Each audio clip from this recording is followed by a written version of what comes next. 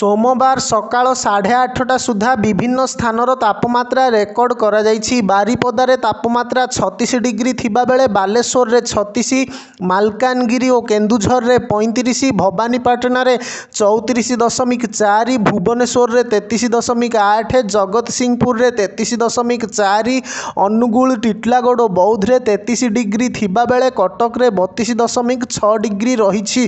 अन्य पक्षरे मे 1 पर्यंत पागरे विशेष परिवर्तन हेब नाही।